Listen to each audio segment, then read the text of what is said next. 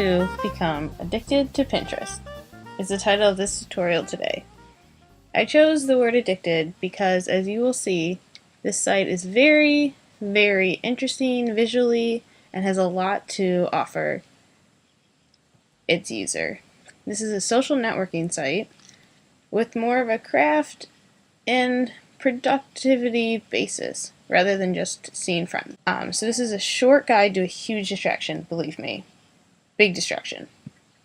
So the two main objectives of this tutorial is setting up a Pinterest account and just how to navigate Pinterest. Pinterest is fairly easy to use, and once you just kind of get the basics, you'll be golden. There's no like super advanced mode that you go into.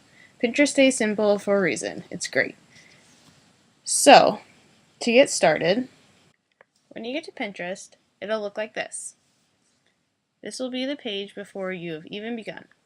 Now, you can sign up with Facebook, so if you have Facebook, it's super easy. And it'll show you how to do that. You just go through Facebook. Now, if you don't, you can sign up with email. It'll ask you for the basics, your name, so obviously put that in. You enter the email, you make a password, so just the basics of a regular account. And then you'll just sign up, and it'll just go through and start your account. However, I already have an account, so we will go look at mine. So we are going to log in as me. And again, you can log in with the other sites. It's very social networky friendly. So I'm just typing in my account.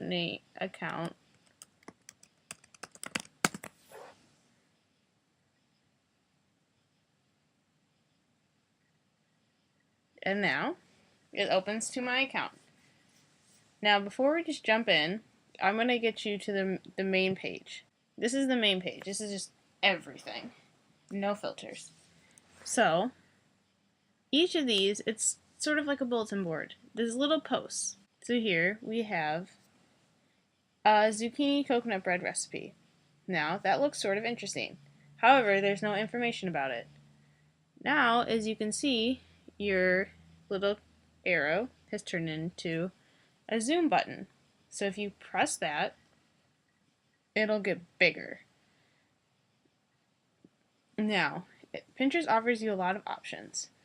You can go to the website, which it will open in a new window, and it will show you, it will go to where that picture came from. But be careful, because sometimes Pinterest says that there's a link, but sometimes there's not, so you may run into that a couple times, but that's just a little glitch. So you could do that. You could also think about, maybe you like it, but you don't actually want to look at it. So you can click like. And then, once you like it, you can go over here, up at the top, and it'll say your likes.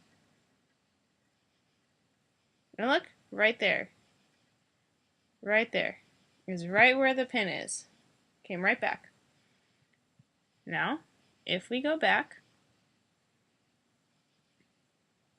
now say you keep scrolling, it will literally scroll forever. So just, this is one of the parts where it gets very addicting because it'll scroll. Ooh, okay. Salt and vinegar sweet potato fries. That sounds awesome. So, I like it. And I could actually do the like, or I could pin it. This means, a board means a category for all of pins of similarities to go to so that you can look at it at a later time. So you click this. I already have a food one. But if you didn't, you can always type in a new one and create it. So to go to the food one, you can add a new description of it, keep it the same. I usually keep it the same. And then you press pin it. It shows you where the person that you stole the pin from, where she pinned it to, but that's really not relevant. Okay, so then to see that pin, you can go to your boards, and it'll show you all the ones that you have. So if we go down to the food one, you'll find your pin right there. Now, one of the cool things about Pinterest that I just learned about is that you can also make secret boards. This means that if you have followers, they cannot see what you pinned, which is great, because sometimes it's your friends and you don't want them to steal your pins. So this is kind of like your profile page, stuff that you can look at. So people can follow you, and you can be following people. And through Facebook, it'll give you a chance to follow people. But if you saw someone that you would like to follow, we'll just give an example. So say I liked her stuff. I'll just look through this really fast. Okay, she looks pretty cool, so I can just follow all of her things. Or if maybe I only like some of her things, I could always just look at her board and just follow one of the boards or unfollow one of the boards. And then, once you have followers, the Pinterest button becomes a little bit different. It doesn't become the everything button. Instead, it becomes your personalized homepage. So, the only pins that show up on this page, rather than the everything page, is stuff that I have pinned or the people that I follow have pinned. So it'll be more tailored towards what I'm doing and what my friends are doing, which is more social networking.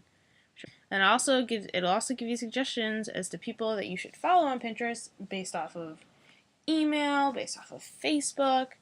So it becomes very social media-y. So this is why this is a little bit different than the original page, because as great as the everything page is, they also want to see you interact with your friends. And the 2 new pins just updates to see who else has been on it. So it just shows you. And the person I just followed just repinned 2 more things. So that is the basics of Pinterest.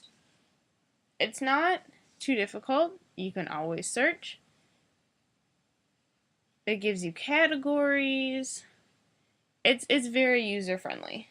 Everything is the same format, other than the little glitch.